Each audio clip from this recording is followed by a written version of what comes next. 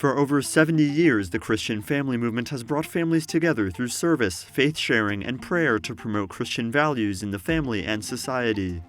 Through hosting intimate discussions among its families, the organization builds support networks for Christian families seeking to live out their values in everyday life. So many families feel like we're doing things alone, like we just don't know anybody else is dealing with the same things as us. And our social inquiries bring these families together to talk about what's going on in the world. And you see other families dealing with the same thing, and you talk about ways to address those concerns.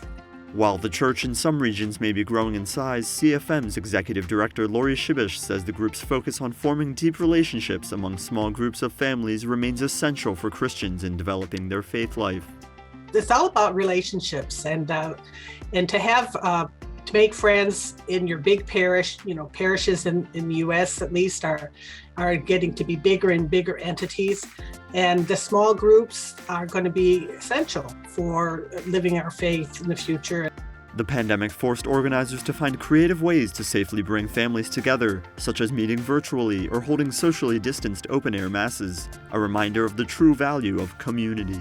I think if one thing we've learned from the pandemic, or at least experienced from the pandemic, is this sense of isolation somewhat.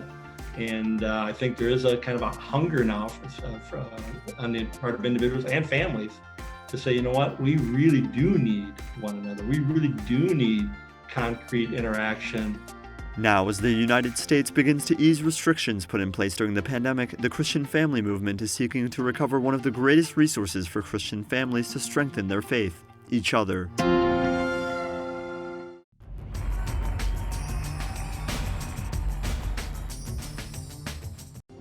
She could die at any moment. It was 2011. 10 years later, that medical diagnosis has not come true, thank God. It's all thanks to the intercession of John Paul II, who still helps others today. These cases are not the only ones. More than 15,000 testimonies of extraordinary favors attributed to Karol Wojtyła have reached the Vatican. Even a relic with a few drops of his blood gathers crowds in the streets and lead to countless new miracles. John Paul II is still alive.